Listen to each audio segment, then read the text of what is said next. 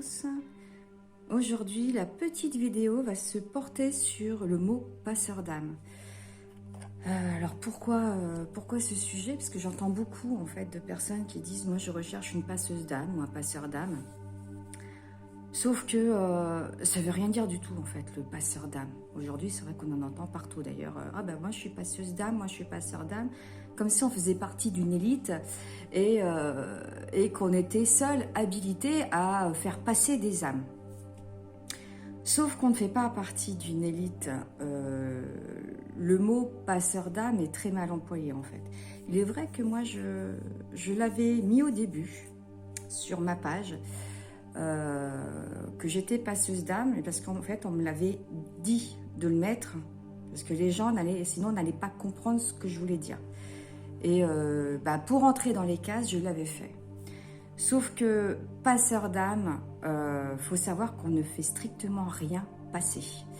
Ce que je veux dire par là, c'est quand on est face à une âme qui est en errance, ou qui est isolé,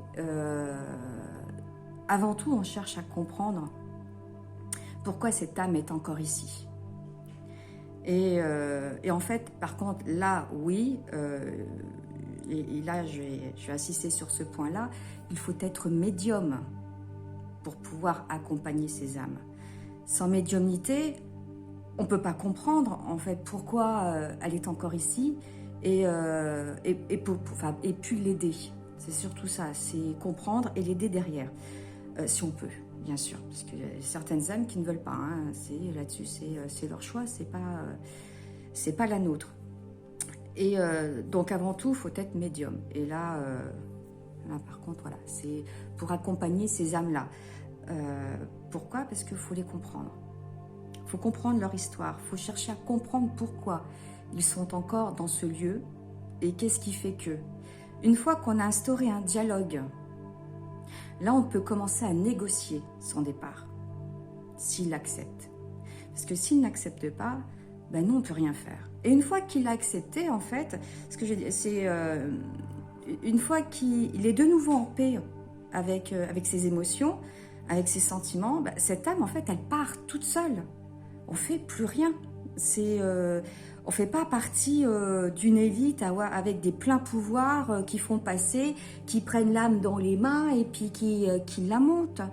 On n'est pas Jésus, on n'est pas Dieu, on n'est rien. Voilà, on est là juste pour accompagner. Donc d'ailleurs, c'est pour ça que moi je précise sur le mot penseuse d'âme et non pas passeuse, parce qu'on pense une âme, mais on ne fait pas passer une âme. Donc c'est pour ça que ce mot passeur d'âme est très mal employé. Et il est vrai qu'aujourd'hui, il y a beaucoup de coming out de passeurs d'âme. Voilà, on en voit partout. Ah, moi, je suis passeuse, je suis passeur, je suis pas... Bref, sauf que quand on dit, donc vous êtes passeur, mais donc vous parlez avec eux. Ah bah non, moi, je fais passer. Mais déjà, on ne fait rien passer.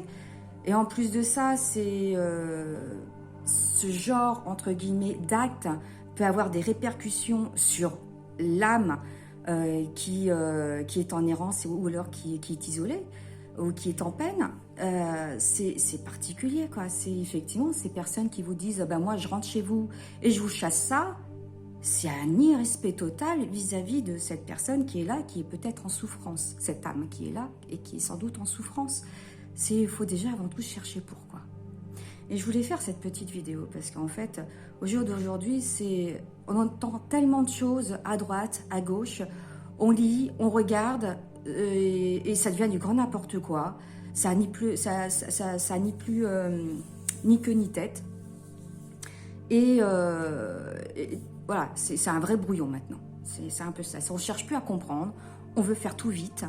Il faut que ça passe, il faut que ça parte, on veut être tranquille, sauf que il est peut-être en souffrance, il y a peut-être quelque chose qui fait qu'il est là pour une raison et il faut peut-être essayer de la comprendre. Donc c'est pour ça que je voulais faire cette petite vidéo, parce qu'il faut vraiment faire attention à ce mot vraiment passeur d'âme, parce que on l'est tous, plus ou moins dans ces cas-là, ce mot passeur. On a tous un jour accompagné un défunt, de la famille. Voilà, une fois qu'il est parti, on a tous prié pour lui. Donc c'est une façon de l'accompagner. Donc Nous sommes tous passeurs d'âme, si on part de ce principe-là. Les personnes qui accompagnent justement des gens en fin de vie sont aussi des passeurs d'âme dans ces cas-là. Là, c'est pareil. Voilà, on l'est tous. Si on part de ce principe-là, on est tous passeurs d'âme. Mais ce mot passeur n'a pas lieu d'être en fait, parce que ça ne dit pas clairement ce qu'est un passeur. Parce que le passeur, comme je disais, hein, c'est une âme qui est en peine ou qui est en errance.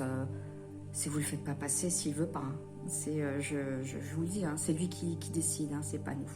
Donc voilà, je voulais juste vous faire ce petit point sur ce mot passeur d'âme. Et bien faire attention, quoi, parce que on n'est pas chasseur de fantômes. Hein. Faut bien le comprendre, ça aussi. Hein. C'est pas une question de chasser des fantômes à tout va avec un poignard ou à brailler à tue-tête, pensant qu'ils vont partir. Il n'y a pas besoin de brailler pour discuter avec une âme. Hein. Ça sert à rien en fait de brailler. Mais voilà, après d'imposer un ton, oui, voilà. Mais il n'y a pas besoin de crier, quoi. Hormis faire du spectacle et du one-man show, c'est tout ce qu'on fait quand on braille comme ça. Mais enfin bon, voilà. Donc je voulais juste vous faire ce petit point et vous souhaiter une très bonne fin de journée et une très bonne semaine surtout. Et je vous dis à très bientôt. Au revoir.